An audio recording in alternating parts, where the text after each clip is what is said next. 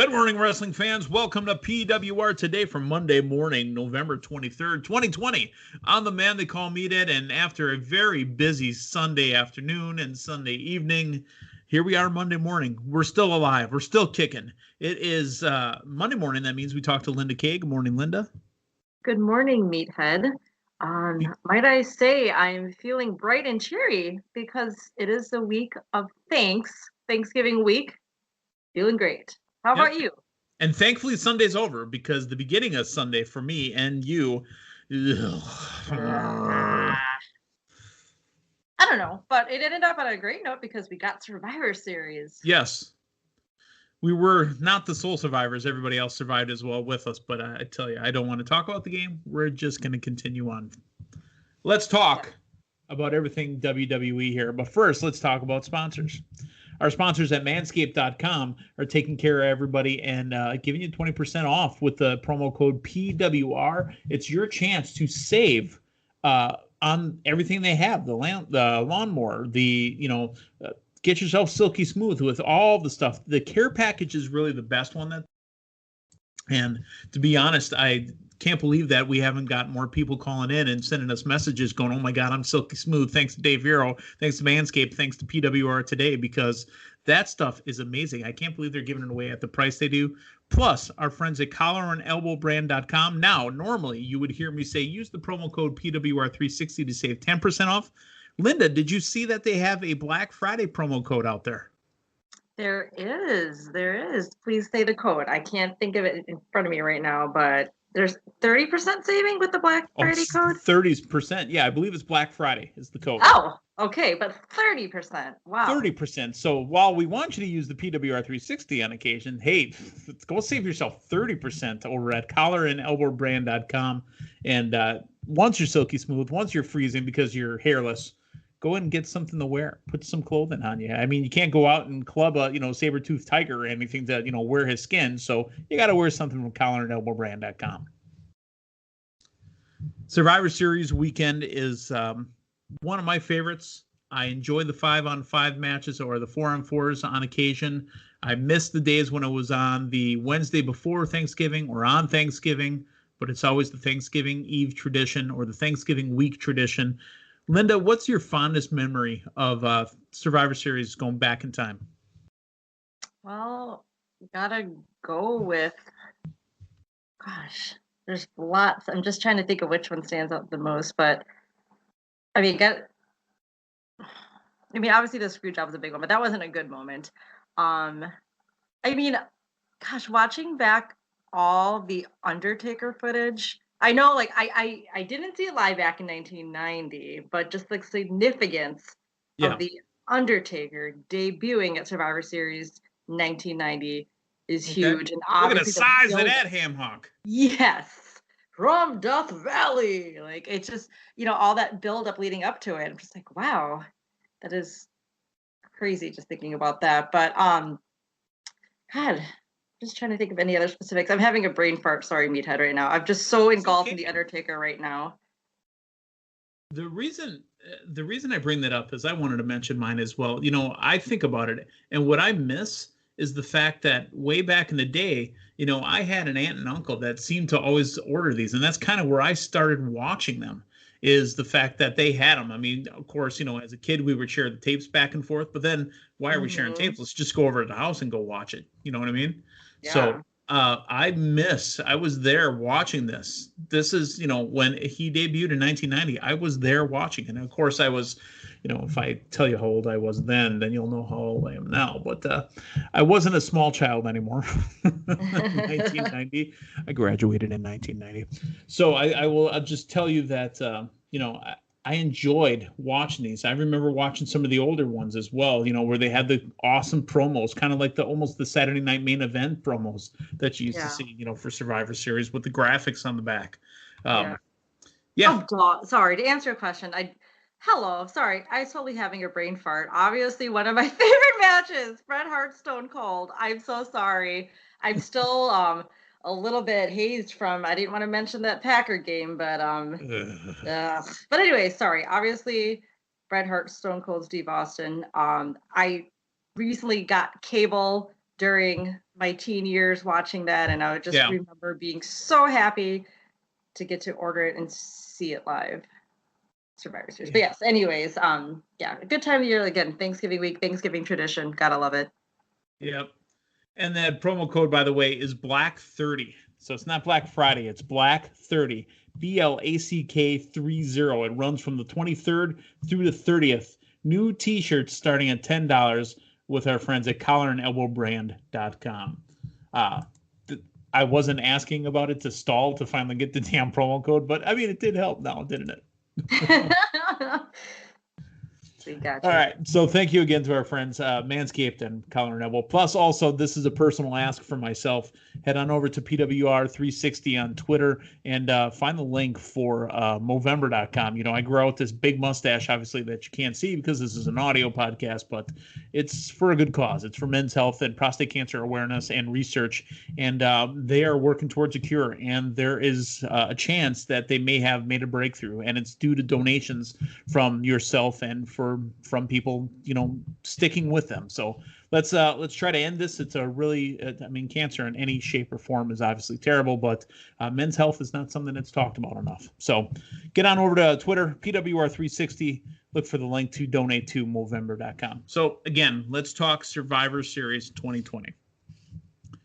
The pre-show, when it comes to the PWR draft, I have never had to do more work on a pre-show than I did for this year's Survivor Series.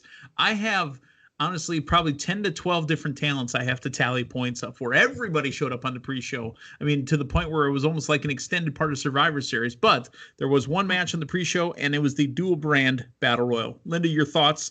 And, you know, how do you feel that your boy, The Miz, won it?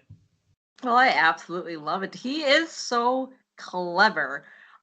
The way he won that Battle Royal. Like, I had to watch that part again because I was like, was he actually eliminated? I saw him roll under the bottom rope. I'm like, no, that shouldn't the ring count. Again, so therefore disqualifying the fact that he was over the top rope to start with. Yes. So and then I was thinking, like, wow, they're really giving Dominic Mysterio a push. But then here comes The Miz, Mr. Money in the Bank, outsmarting them all, becoming the winner of this dual brand Battle Royal. So it's great. It just adds to his fuel, his fire right now. He's getting on top, getting more push. Is that a Metallica reference? Since they were playing Metallica for the Undertaker all night, because I thought you were going to say his fuel, his fire, give him what he desires. Desires, yes. Okay, gotcha. All right. But The Miz wins, and that is a specialty match, so lots of big points for you. Now let's talk about the proper pay-per-view. Team Raw opened it up as they were on the pre-show. Every one of them, all 5 of them were there. But they open up and they shut out the Smackdown men's team. This was something. I mean, I thought the team should be dominant because you had, you know, Keith Lee, you had Sheamus, you had Braun Strowman, 3 big boys, and then you had, you know, somebody that can go toe to toe with a lot of those guys in Riddle, and then you had Universal Champion AJ Styles. So this was a stacked team. I didn't think it was going to be a shutout, though. Yeah, absolutely. I mean, you kind of had to feel that they were going to win just because they've had such animosity toward each other leading up, and even this past Go Home Raw, they were still obviously feuding and fighting with one another. But I liked how they came together, put their differences aside, and definitely dominated that Survivor Series match. And they even celebrated together in the end. That was nice to see. Yeah, I mean, you know, Braun and Sheamus were going at it a little bit, but then, you know, hugs and handshakes. And yes. I love the posing. Like they just, you know, did a pick 6. Oh, football again. I love the posing at the end. I thought it was fantastic. It was pretty funny. The tag team championships, the best of the best. SmackDown tag team champions, the Street Profits, want the smoke and get the smoke. Defeat the Raw tag team champions, your boys, The New Day, as they came out in their Gears of War outfits. Yeah, and debut another box of Bootios. Yeah, the Gears of War Bootios. Yes. Yeah. Have you had any Bootios? No, not lately. Not lately. Was there one morning where you didn't have Meathead in your cup, so you had Bootios? Oh. Yeah. That's what I meant.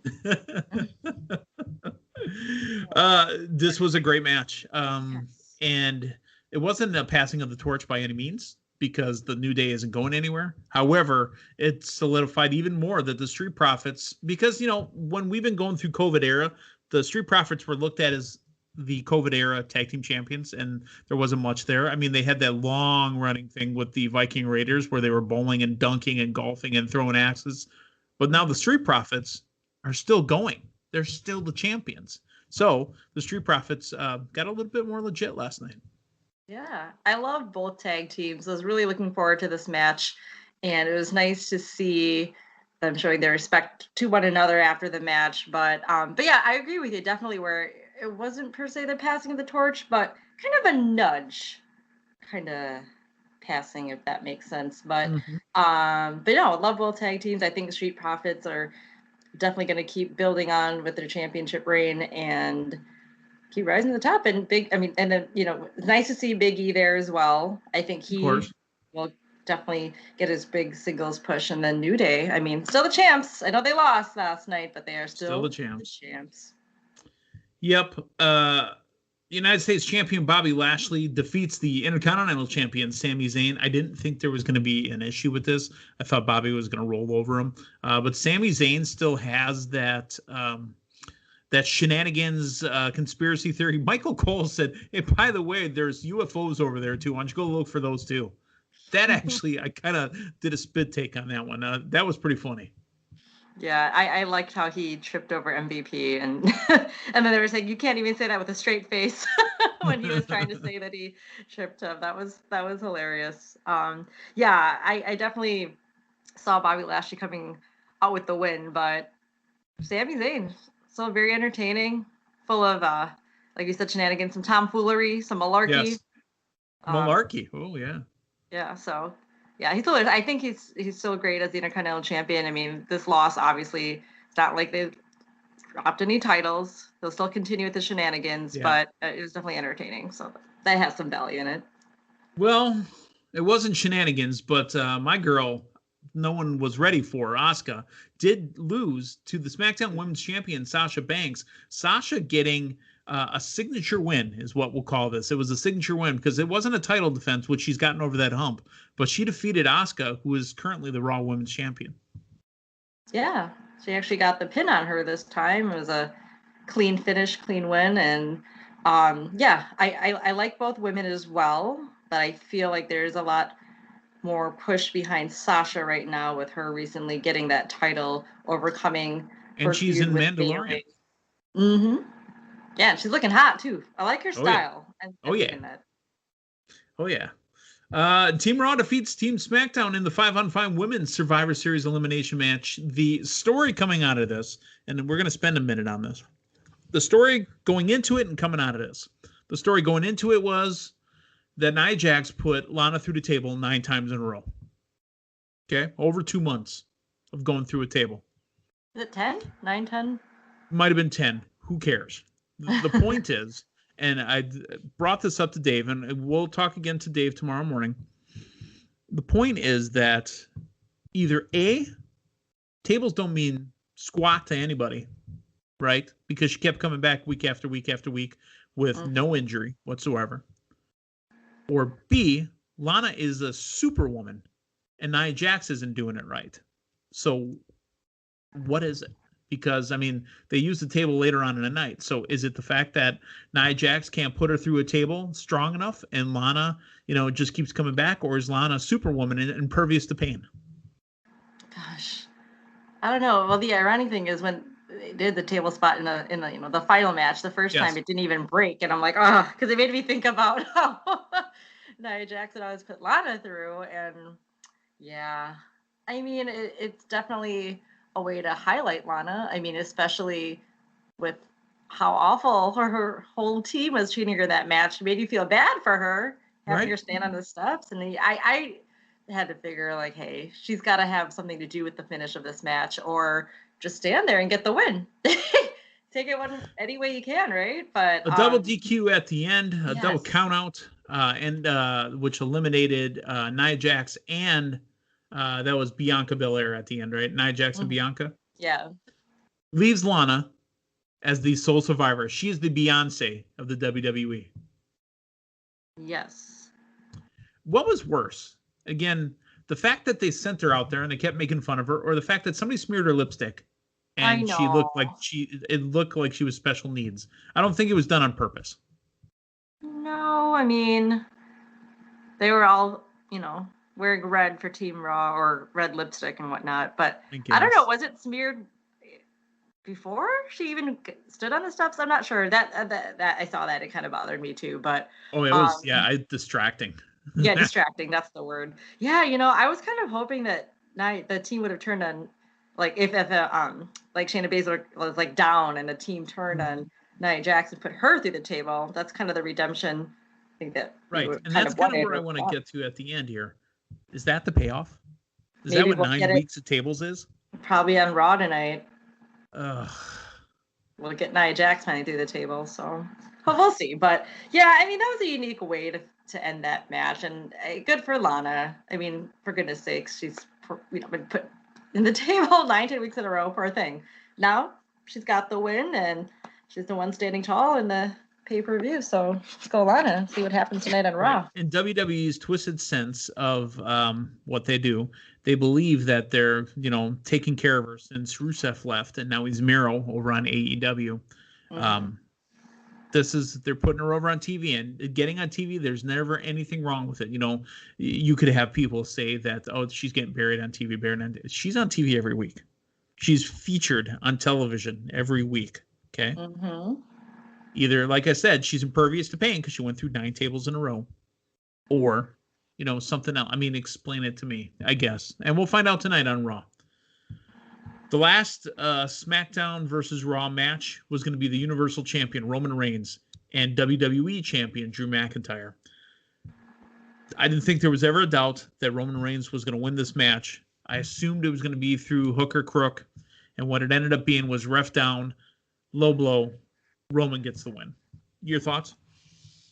Well, I mean, the way you had to figure Jey Uso would be involved somehow.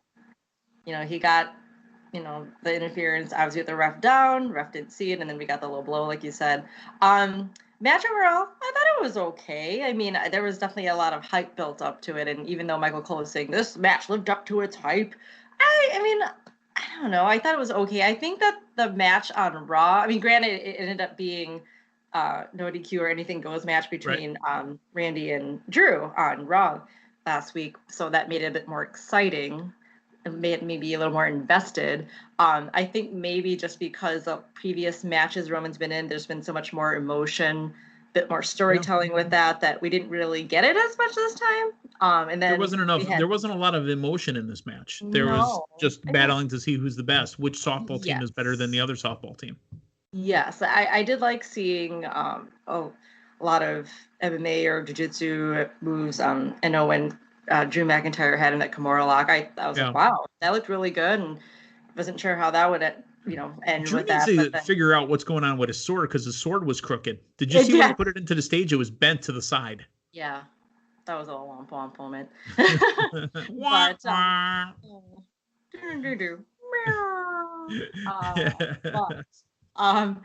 Hey, I know they say all guys have performance issues, but that's not the kind he was looking for. Yes. But anyways, the guillotine at the end. That's Roman Reigns' other signature move right now. Got the win, and it wasn't clean, but he's definitely a win. Yes, and he's definitely on the roll right now. He's definitely showing who's best, and and then seeing Jey Uso at the top of the ramp, like on the ground, like you didn't know, would Roman be mad that he interfered in the match, stuck his nose in the match? But they hugged it out, said I love you. I'm like, okay, you see where this is going now. It's interesting that we saw Jimmy Uso. What's going to happen with that? And obviously, he's got different thoughts with everything. But anyways, great. It was a good finish. Seeing the hug on the end. But if they made this some type of stipulation match, maybe I'd have been a bit more invested. But all in all, we saw who came out on top, who is the lead dog, the tribal chief. That's Roman Reigns. Yep. We're not going to go too in depth about it, but we have to touch on it. The 30 years of the Undertaker. Of course, I loved it. However, I expected more, I think. Agreed. Because what they did was they introduced all these people. I assume they had some big dinner or whatever. They rented out a place and had a great meal. Vince paid for it and, shared some stories, whatever. So then they brought them out on pay-per-view for everybody who was there. Some of our friends were there. Big Sexy Kevin Nash came out. I mean, we seen Kishi, Godfather. Yep. Mick Foley. All those guys came out to Jeff Hardy appearance once for me. Thank you. Yes. But the Godwins. I'm sorry. That was great. The Godwins. Yeah, that was pretty cool. Flop. But I mean, JBL is already on the pre-show, so JBL came out as well. It was weird. I thought we would have more. I mean, because yes, the promo package with was it Moth into Flame? What was the song that was playing over the Undertaker's? They normally play that for Taker, but I think I'm not sure. It was a Metallica song. I just can't. I want to say it was. Now That We're Dead, My Dear, maybe. It was one of those. It was off the last Metallica album. But the promo package was great. Undertaker. Here's what it kind of bugged me. I know that Undertaker probably called in and said, let's do Survivor Series. I'm ready to go. This is time. This was a very audio-visual production. Him stopping for the chants, thank you. That's all pumped in. It's all fake. The poor guy is standing in the middle of a ring with no one in the building. I know. I mean, that was the best acting job of them all, because there's got to be a ton of emotions running through him. However, it really got kind of magnified when the fire went up around the ring, and you look and all you saw was empty video boards. Continually pumping in. Now, the Undertaker music with and I know somebody did this, and I thought it was pretty cool. I didn't like the sound of it. It sounded like 8-bit arcade stuff, but, somebody played the electricity and played his theme. Did you know that's what that was?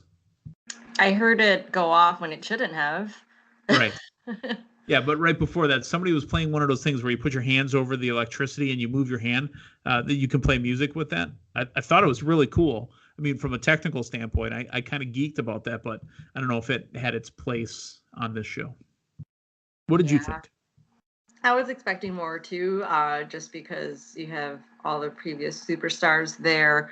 I mean, as every person came out, Michael Cole did run through the history between them and the Undertaker. So that was a nice reminder. Right. Like, oh, okay. Triple H was even there. I mean, not that he's making a special appearance, but and Flair, of course, always great to have him there. And I was expecting to see him cry, and right. I just. Do you know that whole segment? How long did it last? 30, 45 minutes? Gosh. It was all entrances. Yes, it was. And then him rising up on that pedestal, and then he had to go. He zoomed back for him to go down, and then the ring, and then of course, we got the what is that called? The hologram of Paul Bear. So that was okay. I mean, yes. But I thought he would speak more. I thought they would actually, raise the lights once he raised his hands, and I thought we would have got more of a speech. I thought the guys would still be in the ring. They obviously exited the ring when they ran that package, but I thought I wanted to see hugs. I legit said that out loud after. I was like, oh, I wanted to see some hugs from his boys that came for his final farewell. And Street Crew was in the house, except for Yokozuna, of course, but. So what I'm just envisioning, they're saying it's the final farewell of the Undertaker. I mean, obviously when he gets inducted in the Hall of Fame is when he'll do more of his speech, but I guess the build up was just all the specials, the hype leading up to this month of Undertaker. So I was feeling a little bit more. It was nice to see all the former stars or former opponents that he has history with show up. Popped at that. Even Savio Vega, I was like, hey. But who almost dropped his flag. Yeah, but we got nice, go ahead. It was nice. I would have liked to have heard from him more. I would like to have seen the hugs, just more of appreciation. I thought that the superstars were going to come up from the back and be at the end of the ramp. Right. I thought AJ Styles could have maybe been out there. I mean, I know they had their one match, but that was his final match. I said, and he chose AJ. So then I was thinking, I'm guessing they're all going to come up from the back. So that didn't happen either. So just things that I was expecting didn't happen, but it was still something nice and nice to see Taker back at where it all started. I was happy to see it. And the Gobbledygooker is no longer the 24/7 champion. Thank you. Thank God. I forgot to mention about that. But that was Survivor Series. Like I said, I expected more. Now, I haven't finished the bonus round, the last call or last round, Stone Cold Broken Skull sessions with Undertaker. I'll go watch the rest of that. I love listening to Taker talk, actually, and just talk about the business, talk about his life, and how really he's 90% now Mark Calloway, and sometimes he has to be the Undertaker, but 90% Mark Calloway. So I'm going to go listen to the rest of that. Some business, some news for us this week. You are listening to this Monday morning. We will have a Tuesday show and a Wednesday show. However, it being holiday week, no Thursday show or Friday show. So just a heads up, if you're looking for us this Thursday or Friday, no shows this week. We got places to be. We got family to be with. So enjoy us while you drive in today, possibly tomorrow, and maybe even if you get off on Wednesday, go ahead and put us on while you're working out on Wednesday morning. So, Linda, anything before we wrap it up? Just want to wish everybody a safe and happy Thanksgiving, whether you celebrate it or choose not to this year. Just know you're loved, cared for. Let's all be thankful. We still have each other. I love you. I love you. I love you too. All right. For Linda K, I'm the man they call Meathead. Hey, thanks for stopping by. So long, everyone.